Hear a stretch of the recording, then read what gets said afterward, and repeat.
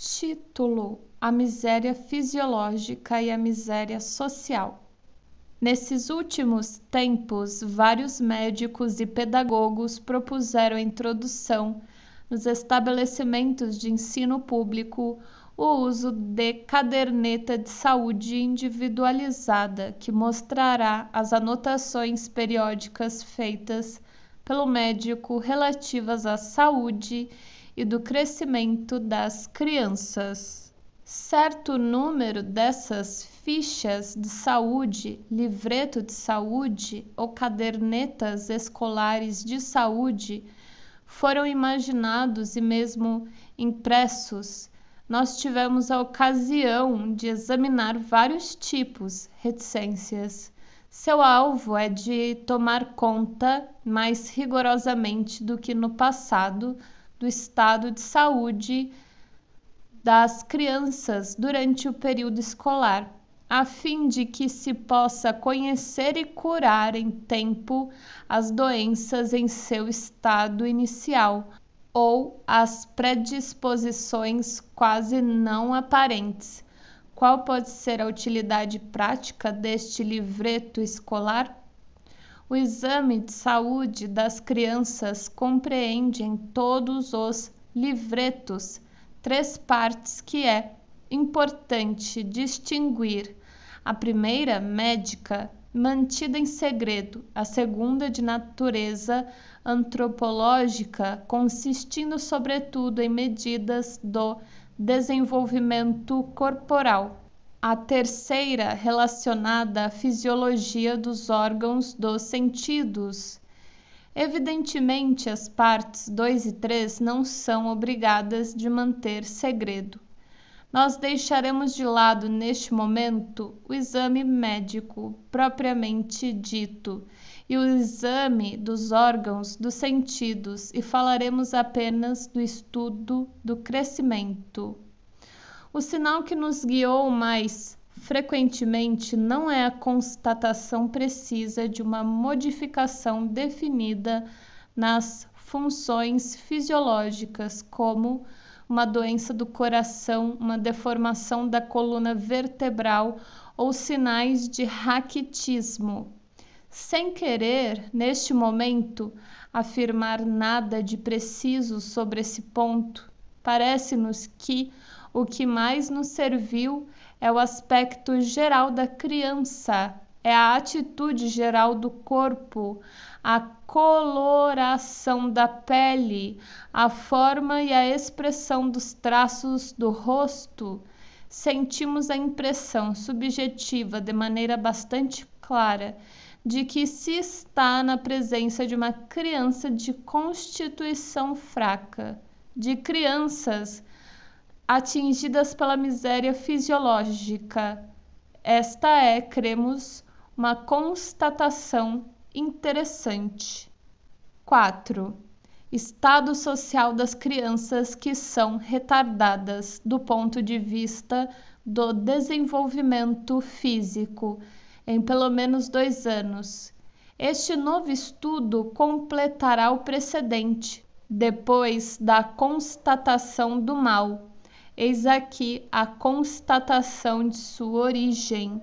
Das 20 crianças retardadas da escola de meninos, nós encontramos 11, ou seja, 55%, que são da cantina gratuita, que por consequência pertencem a famílias que estão na miséria, enquanto que a proporção geral de crianças pertencentes à cantina gratuita nesta escola é de 20%. Este fato atesta de maneira interessante que estas crianças são mal nutridas. 7 são pobres, segundo o diretor da escola. 2 somente pertencem à posição média, e uma dessas 2 teve inchaços nas articulações durante sua infância. Vê-se então que entre as causas que indicamos por hipótese, a mais frequente é a última. É uma causa social, má alimentação. má higiene, em uma palavra, todo o conjunto de más influências que são produzidas pela miséria. Na escola das meninas, vizinha à escola de meninos, nossas constatações são análogas. Encontramos 35 crianças das 300 que têm retardamento de 2 anos. Em uma medida, pelo menos, é deste número. 17 pertencem à cantina escolar, ou seja, 49%, enquanto que a proporção geral das crianças pertencentes à cantina nesta escola é de 25%. Nós temos procurado precisar essas primeiras indicações, solicitando aos diretores de 2 escolas para dividir todos seus alunos em grupos, em 4 grupos: miséria, pobreza, média e abastada. Procurou-se em seguida o número de crianças adiantadas, atrasadas ou em igualdade de desenvolvimento físico que se alinham nessas 4 categorias. Foram chamadas crianças de condição miserável, aquelas que recebem roupas da caixa das escolas e que comem gratuitamente na cantina. As 60 na escola de meninos, de condição pobre, aquelas que recebem roupas ou sapatos, mas que não comem na cantina.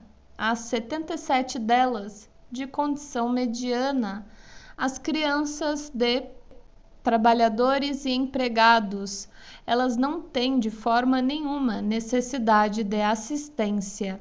A 118. Enfim, de condição abastada, as sons, crianças de comerciantes, de industriais ou de casais empregados, em que o marido e a mulher trabalham sem que haja mais de 2 crianças por casal. Há 31 delas. Estes números variam evidentemente de uma escola a outra. Aquelas em que trabalhamos são de um bairro bastante pobre. Reticências. Portanto, de todos esses conjuntos de cifras, resulta que as crianças fisicamente retardadas pertencem, na sua maioria, às categorias mais pobres, e se tomamos apenas aqueles em que o retardamento é de 2 anos, descobrimos que eles estão em um estado de miséria fisiológica, que é frequentemente devido à miséria social. 5. Consequências sociais. Nós apresentamos diversas conclusões, das quais algumas são relativas à regulamentação desta parte do livreto escolar que nós estudamos, e as outras relativas às consequências sociais da miséria fisiológica e o papel que o professor, o inspetor primário e todos os chefes da administração deveriam desempenhar diante de questões tão graves. Reticências. Nós pensamos ao professor sobretudo e nos perguntamos: a que podem servir as medidas? Quando se trata da vista e da audição, nenhum problema. O professor se interessa em conhecer os alunos que têm defeitos dos órgãos dos sentidos para colocá-los em um lugar conveniente na sala de aula. Mas qual utilidade há em que o professor saiba que a criança apresenta tal ou tal retardamento do desenvolvimento físico? Esta utilidade é dupla. Em primeiro lugar, o professor desempenhará um papel importante e benéfico de alerta quando ele constata um notável retardamento do desenvolvimento. Ele previne a família e o médico. É um grande serviço que ele presta à criança. Em segundo lugar, não devemos nos esquecer que o professor é designado para ocupar uma das partes mais ativas na regulamentação de um certo número de obras de assistência. De fato, ele que indica às crianças que devem se beneficiar da cantina gratuita e das distribuições gratuitas de roupas. Reticências.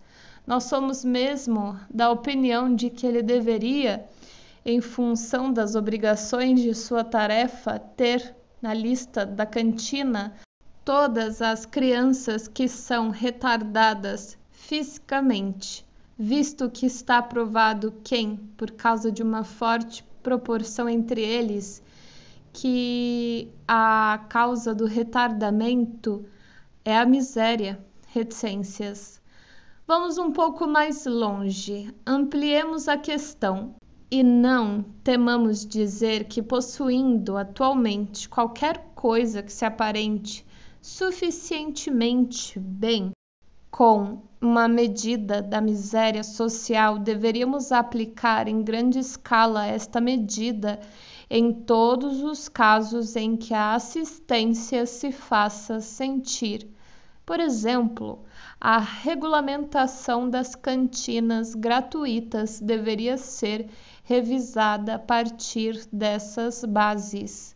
A porcentagem de cantinas gratuitas das escolas deveria ser determinada segundo as medidas físicas feitas em cada escola, de maneira que se estivesse seguro de que o alimento gratuito vá sempre para a criança mais pobre. Nós não solicitamos novos créditos, mas uma distribuição mais racional do que já existe.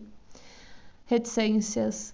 Não nos teriam compreendido se supusessem que nós queremos convidar os professores a suprimir da lista das cantinas gratuitas todas as crianças cujo desenvolvimento é normal.